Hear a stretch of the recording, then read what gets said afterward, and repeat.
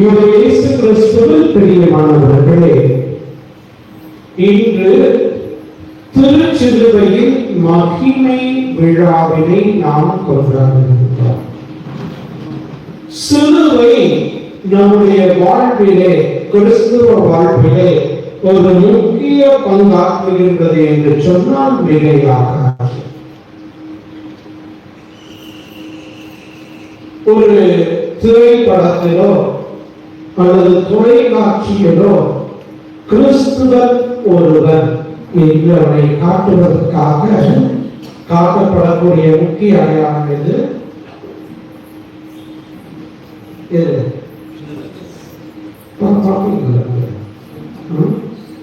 சிலுவை. கிறிஸ்டியன் அப்படின்னு காட்டுறது கழுத்துல சிலுவை போட்டிருக்கிறதை நாம் பார்க்கிறோம். ஆகவே இது ஒரு மிக முக்கிய அடையாளமாக இருக்கின்றது. இன்று திருச்சிலுவையின் மகிமை விழாவினை, அது போலவே ஒவ்வொரு ஜெபத்தின் தொடக்கமும் முடிவும் இந்த ஜெபங்கள் எல்லாம் உன்னதமான ஜெபம். இது மிக உயர்ந்த ஜெபம் திருப்பலி. அந்த திருப்பலியின் தொடக்கமும் சரி முடிவும் சரி நாம் சிலுவை அடையாளத்தோடு தான் தொடங்குகின்றோம், சிலுவை அடையாளத்தோடு தான் முடிக்கின்றோம். ஆகவே நம்முடைய வாழ்விலே இந்த சிலுவையானது இரண்டர கலந்திருக்கின்றது. இன்றைய நாளில் திருச்சிலுவையின் மகிமை விழா. இந்த விழாவுடைய நோக்கம் என்ன அப்படின்னு பார்த்தோம்னா, இந்த திருச்சிலுவையின் மகிமையின் விழா 4ஆம் நூற்றாண்டுல, அதாவது 4ஆம் நூற்றாண்டுல கான்ஸ்டான்டினோப்பிள் என்கின்ற பேரரசர் ரோமையை ஆண்டு கொண்டிருந்தார். இன்னும் எருசலேம் ரோமைக்கு கீழே இருந்தது. ஆகவே அப்படி இருக்கின்ற அந்த சமயத்துல இவர்களுக்கு ஒரு கனவுல சிலுவை அடையாளத்தின் மூலமாக போரிலே வெற்றி பெறுவார் என்று இருந்தது. அதன் பிறகு அவர் கிறிஸ்துவை மீது நம்பிக்கை கொண்டார். அதன் பிறகு இந்த கிறிஸ்துவர்களுக்கு அதுவரை பல்வேறு விதமான துன்பங்கள் இணைக்கப்பட்டன. இப்போது தைரியமா பின்பற்ற முடியும் கிறிஸ்துவத்தை என்ற ஒரு நிலையானது. இவருடைய கான்ஸ்டான்டினோப்பிளுடைய தாய் புனித ஹெலேனா. இந்த ஹெலேனா என்ன பண்றாங்கன்னா 325ல ஒரு புண்ணிய பூமிக்கு எருசலேமுக்கு திருப்பயணம் மேற்கொள்கின்றார்கள். மேற்கொண்டு அந்த திருப்பயணத்துல ஒரு குறிப்பிட்ட இடத்துல அவர்களுக்கு உள்ளுழைவது இந்த மாதிரி குறிப்பிட்ட இடத்துல இயேசுனுடைய சிலுவை இருக்கும் தோண்டி பார்க்க சொல்றாங்க. அவர் அரசனுடைய அம்மா இல்லையா? ஆகவே அப்படிங்கிறப்ப அவங்களுக்கு எல்லா இது இருக்குது. ஆகவே அவர் தோண்டி பார்க்க சொல்லிருக்கிறார்கள். தோண்டிகின்றபோது அங்க 3 சிலுவைகள் வருகின்றன. உடனே இந்த 3 சிலுவையில எது இயேசுனுடைய சிலுவை என்று ஒரு குழப்பம். ஆகவே என்ன மரபு வழியில சொல்லப்படுகின்ற செய்தி என்னன்னு பார்த்தோம்னா, அந்த 3 ஒரு மிகவும் நோயுற்ற முதிய பெண்மணியோட ஒரு பாட்டி, வயசான பாட்டி நோயுற்று இருக்கக்கூடிய ஒருவர்களை அழைத்து இந்த அம்மா வேண்டிட்டாங்க.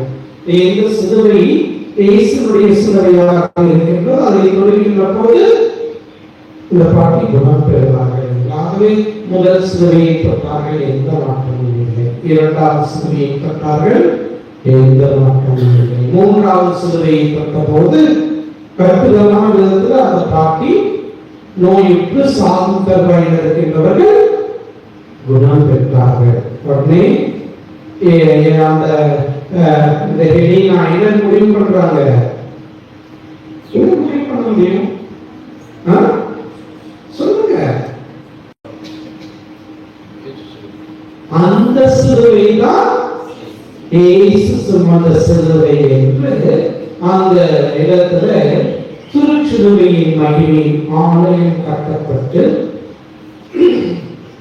கிபி 335ஆம் ஆண்டிலே அந்த ஆலயமானது செப்டம்பர் 14ஆம் தேதி அபிஷேகம் செய்யப்பட்டது. ஆகவே தான் அன்றிலிருந்து 335 இன்னைக்கு 2025 இதுவரை நாம் கொண்டாடி கொண்டிருக்கிறோம். இன்னும் தொடர்ந்து இந்த திருச்சிலுவை மகிமை விழா. இதற்கு முன்னாடி பார்த்தோம்னா திருச்சிலுவை உயர்த்தப்பட்ட நாள்னு சொல்லுவாங்க, exaltation of the cross. ஆனா இப்ப வந்து triumph, வெற்றி, மகிமையின், திருச்சிலுவையின் மகிமை விழா என்று கொண்டாடுகின்றோம். அந்த இடத்துல தான் இயேசுடைய அந்த திருச்சிலுவை இருக்கிறது என்றும் புனித பூமிக்கு செல்கின்ற போது காண முடியும். அதன் பிறகு நாம் வரலாற்றை பார்த்தோம் என்றால் 614ஆம் ஆண்டு பெர்சிய நாட்டு அரசன் மெசொப்பொத்தேமியாவினுடைய மீது படையெடுக்கின்றார். இந்த மெசொப்பொத்தேமியாவில் புனித நாடுகளில் இருக்கும் பகுதி படையெடுத்து அவன் வெற்றி கொள்கின்றார். வெற்றி கொள்கின்ற போது இந்த பெர்சிய அரசன் என்ன பண்றாங்கன்னா, சாதாரண போர்ல வெற்றி பெற்றோம்னா விலை உயர்ந்த பொருட்கள் எல்லாம் கொள்வாங்க, கொள்ளையடிச்சு போயிருவாங்க. அது மாதிரி இந்த சிலுவையையும் அவன் 614ஆம் ஆண்டுல வெற்றி பெற்று சிலுவையை தூக்கி போயிடலாம். ஆகவே அதன் பிறகு ஹெராக்லிஸ் என்கின்ற அரசன் ரோமிய அரசன் 627 வந்து அதை மீட்டு கொண்டு வந்து மீண்டும் அதே இடத்துல நிறுவினார். இன்றும் அது. ஆகவே இதுதான் திருச்சிலுவை மகிமையின் விழாவுடைய வரலாற்று நிகழ்வு. ஒன்று அந்த கான்ஸ்டன்டைனுடைய கனவு, அதன் பிறகு கிறிஸ்துவனாக மாறியது. புனித ஹெலேனா அவருடைய தாய் புனித பூமிக்கு வந்து அந்த இடத்துல இருக்கக்கூடிய சிலுவையை கண்டுபிடித்து அதனுடைய ஒரு பகுதியானது இன்னைக்கும் அந்த இடத்துல திருச்சிலுவை ஆலயத்தில் இருக்கின்றது. அதனை 335ஆம் ஆண்டுல நிறுவனாங்க. அப்புறம் திரும்ப 614 கொள்ளையடிக்கப்பட்டது, 628 மீட்கப்பட்டு இன்றும் அந்த இடத்துல அந்த திருச்சிலுவையானது இருக்கின்றது. இதுதான் வரலாற்று நிகழ்வு. இதனுடைய இறையியல் விவிலிய கருத்துக்களை நாம் தொடர்ந்து பார்க்கின்ற போது நான் ஏற்கனவே சொன்னது போல சிலுவை தான் நமக்கு மீட்பு, சிலுவை தான் நமக்கு மாட்சி. அதைத்தான் முதல் வாசகம் 3ஆம் வாசகம் அழகாக நமக்கு எடுத்து கூறுகிறது. முதல் வாசகத்துல பார்த்தோம்னா ஏதோம் நாட்டை சுற்றி போகும்போது ஓர் என்ற மலையிலிருந்து மக்கள் செங்கடல் சாலை வழியாக பயணப்பட்டனர். முதல் வாசகம் தொடர்பு வார்த்தை அதுதான். அதாவது ஏதோம் நாட்டை சுற்றி போகணும் அப்படிங்கிற ஒரு நிலை. அப்ப பைபாஸ் அடிச்சிட்டாங்கன்னா சைட்ல நம்ம போறோம். அந்த மாதிரி இது அந்த இடத்துக்கு நேரம் போகாம சுற்றி போக வேண்டும். சுற்றி போனோம்னா என்ன கஷ்டம்? நிறைய கஷ்டங்கள் இருக்கு. அதாவது இவங்க வந்து பாதை யாத்திரையா கால்நடையாக செல்கின்றார்கள், எந்த வாகனமும் இல்லை. ஆகவே அவங்க என்ன பண்றாங்கன்னா இறைவனுக்கு எதிராகவும் மோசைக்கு எதிராகவும் முதுகுக்க ஆரம்பிக்கிறாங்க. இப்படி சுற்றி போகிறதுக்கு தான் எங்களை கூட்டிட்டு வந்தீங்களா? நீங்க பாலைவனத்திலேயே கொள்ள பார்க்கிறீங்களா? ஏற்கனவே பல முறை கொடுத்திருக்கின்றார்கள் உணவு இல்லை அப்படின்ட்டு. அப்போ வந்து மன்னாவும் காலையும் அவர்களுக்கு உணவாக கொடுக்கப்பட்டது. இப்படி அற்புதங்கள் பல கண்டு கூட இறைவனுடைய மிகுந்த பராமரிப்பை அவர்கள் இன்னும் முழுமையாக உணரவில்லை. ஆகவே இறைவனுக்கு எதிராக முழுவதற்கு ஆரம்பிக்கிறார்கள். ஆகவே இறைவன் என்ன பண்றாருன்னா, இந்த மக்களுக்கு பாடத்தை புகட்ட வேண்டும் என்று பாம்புகளை அனுப்புகிறார். அந்த பாம்புகள் கடிபட்டவங்க என்ன பண்றாங்க, அவங்க எல்லாம் செத்து போயிடலாம். செத்து போனோம்னு உடனே வந்து மக்கள் எல்லாம் நோயை செத்து வராங்க. ஐயோ, நமக்கு இறைவனுக்கு பாவம் செய்துட்டோம், நீங்க போய் ஜெபம் பண்ணுங்க, எங்களை நீட்டுங்க அப்படின்னு சொல்கின்ற போது மோசையும் சொல்கின்றார், ஜெபிக்கின்றார். மோசைக்கிடத்துல என்ன சொல்லப்படுது? வெண்கல பாம்பை செய்து நீ மேலே அதை பார்க்கின்றவர்கள், கடிகின்றவர்கள் அதை நோக்குகின்ற போது அவர்கள் பிடித்துக் கொள்வார்கள். ஆகவே அந்த வெண்கல பாம்பு முல்லை முள்ளாக இருக்கணும்னு சொல்லுவாங்க இல்லையா? அது போல இங்கே பாம்பு கடிபட்டவர்கள் என்ன பண்ணணும்? அந்த வெண்கல பாம்பை நோக்குகின்ற போது அவங்க என்ன ஆகிறான்? பிழைத்துக் கொள்கின்றான், வாழ்வு பெறுகின்றான். அதனுடைய தொடர்ச்சியாக நீட்சியாக நாம் பார்த்தோம்னா இன்றைய நற்செய்தி வாசகம் நிக்கோதேமோட உரையாடல்ல இயேசு சொல்றார், எப்படி அந்த பாம்பு உயர்த்தப்பட்டதோ அது போல மனுமகனும் உயர்த்தப்பட வேண்டும் என்று சொல்லி தன்னுடைய அந்த சிலுவையின் வழியாகத்தான் மீட்பு என்பதை மிக அழகாக எடுத்து கூறுகின்றார். அதைத்தான் இரண்டாம் வாசகம் பிலிப்பியருக்கு எழுதிய அந்த திருமுகத்திலே தூய பவுல் மிக அழகாக சொல்வார். அதாவது இந்த வார்த்தைகள் நான் நிறைய டைம் சொல்லியிருக்கிறேன். 2ஆம் அதிகாரம் 6-11 வரை உள்ள இறை வாக்கியங்கள் நம்முடைய மனப்பாடமாக நாம் வைத்திருக்கக்கூடிய வாக்கியங்கள் இது முக்கியமாக இருக்கிறது. கிறிஸ்து தம்மையே தாழ்த்தினார், அடிமையின் தன்மை ஏற்றார், சாவை ஏற்கும் அளவுக்கு, அதுவும் சாவையை ஏற்கும் அளவுக்கு கீழ்ப்படிந்தார் என்றெல்லாம் இருக்கின்றதை நாம் காண முடியும். அந்த சிலுவையின் வழியாகத்தான் அதனுடைய 2வது பகுதி பார்த்தோம்னா, அதனால் அவர் எல்லோருக்கும் மேலாக உயர்த்தப்பட்டார் என்று இருக்கின்றது. சிலுவையின் வழியாக மீட்பினை மிக அழகாக நாம் பெற்றுக் கொள்கின்றோம் என்பதை இந்த இறை வார்த்தைகள் இறையியல் கருத்தாக விவிலிய கருத்தாக நாம் புரிந்து கொள்ள முடியும். சிலுவையின் வழியாகத்தான் நமக்கு மீட்பு உண்டு. அதுக்கு முன்னாடி வரலாற்றை நாம் பார்த்தோம்னா இந்த சிலுவையானது ஒரு கொடூரமான தண்டனை. ரோமி அரசுக்கு எதிராக பேசுகின்றவர்கள், ரோமை அரசை காட்டிக் கொடுக்கின்ற விதத்துல சதி செய்கின்றவர்கள், இது போன்ற இருக்கின்றவர்களுக்கு தான் இந்த தண்டனையானது கொடுக்கப்படும். ஆகவே தான் இயேசுவின் மீது குற்றம் சாட்டுகின்ற போது இவன் தன்னையே அரசனாக்கிக் கொள்கின்றான் என்று சொன்னான் இல்லையா? ஆகவே அப்படி பார்க்கின்ற போது இந்த ஒரு இதுல அந்த இயேசு தன்னை முழுவதுமாக தாழ்த்தி சிலுவையின் வழியாக மீட்பை கொண்டார். ஆனால் வரலாற்றை பார்த்தோம்னா அதுக்கு முன்னாடி சிலுவை என்பது என்னது? கேவலமான ஒரு மரணமாக கொடுக்கப்பட்டது. ஆனால் இயேசுவினால் அந்த சிலுவை எப்படி பழைய ஏற்பாட்டில் நாம் தொடக்க நூலில் காண்கின்றோமோ, ஒரு மரத்தினால் சாவும் மற்றொரு மரத்தினால் வாழ்வும் நமக்கு வந்தது. எந்த மரத்தினால சாவு வந்தது?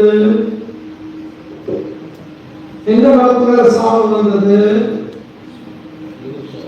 தொடக்க நூல்ல நாம் காண்கின்றோம். அங்க அந்த மரம் பார்ப்பதற்கு அழகாகவும் 3ஆம் அதிகாரத்துல 6ஆம் வசனம், அந்த மரம் உண்பதற்கு சுவையானதாகவும் கண்களுக்கு களிப்பூட்டுவதாகவும் அறிவு பெறுவதற்கு விரும்பத்தக்கதாகவும் இருந்ததை கண்டு பெண் அதன் பழத்தை பறித்து உண்டார்.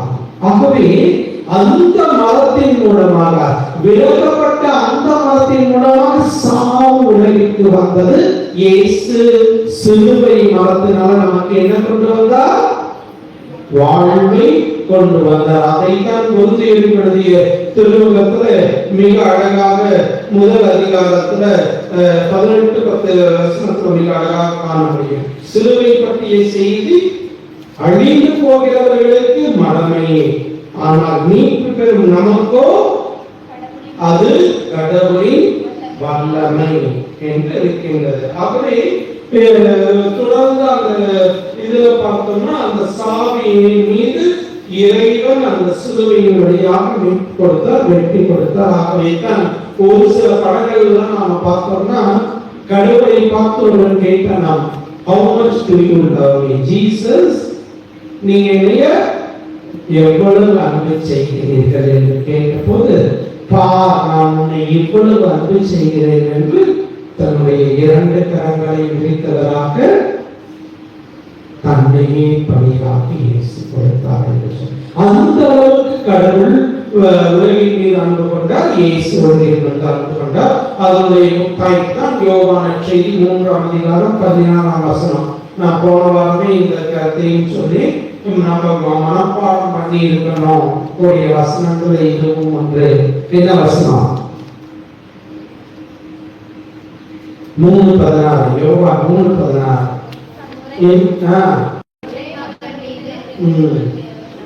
கடவுள் இவ்வுலகை எவ்வளவு அன்பு செய்தார் என்றால் தன்னுடைய ஒரே பேரான மகனை உலகிற்கு வாழ்வு தருவதற்காக தரும் பொருட்டு தன்னுடைய ஒரே மகனையே கையளித்தார் என்று நினைக்கின்றது. ஆகவே அதுதான் அந்த கடவுளுடைய அன்பினுடைய மீண்டும் இயேசுனுடைய அன்பினுடைய முன்னதமான இது அதிலே தான் இருக்கின்றது. ஆகவே தான் our primary focus is the infinite love shown through the selfless and perfect sacrifice of the Lord and boundless mercy and power of God. சிலுவையின் வழியாக அவருடைய அளவிட முடியாத அன்பையும் சுயநலமற்ற நிறைவான பணியையும் நாம் அந்த சிலுவையிலே காண்கின்றோம். ஆகவே பார்க்கலாது விவிலியம் இறையியல் கருத்தை புரிந்து கொண்டோம். இப்ப நம்முடைய வாழ்க்கைக்கு வருவோம். நம்முடைய வாழ்க்கையில நம்ம சிலுவைகள் பல சமயத்துல சிலுவையினாலே நம்ம போறோம். எனக்கே இந்த துன்பம் அப்படின்னு நினைக்கிறோம். அதே போல இன்னும் கூட ஒரு சில வீடுகளில் பார்த்தோம்னா சிலுவை வச்சுக்க மாட்டாங்க. உண்மையில சிலுவை இருக்கா? எத்தனை வீட்டுல சிலுவை இருக்குது? சந்தோஷம். ஆகவே இந்த சிலுவைனா துன்பம் அப்படின்னு நினைச்சுக்கிறோம். ஆனா சிலுவை தான் வாழ்வு. நாம் காண்கின்றோம். அதே முதல் வாசகம் அந்த கட்டுண்டவர்கள் மரத்தை நோக்கினார்கள், வாழ்வு பெற்றார்கள். புதிய ஏற்பாட்டிலே நாம் காண்கின்றோம் மனுமகன் உயர்த்தப்பட வேண்டும். சிலுவையை உற்று நோக்குகின்ற போது நாம் வாழ்வை பெறுகின்றோம். ஆகவே உணர்ந்து கொள்வோம். ஆகவே தான் இயேசு வார்த்தையுடைய வார்த்தைகள் லூக்கா நற்செய்தி 14ஆம் அதிகாரம், உன் சீடனாக இருக்க விரும்புகின்றவன் தன் சிலுவையை சுமந்து கொண்டு என்னை பின்தொடரட்டும் என்று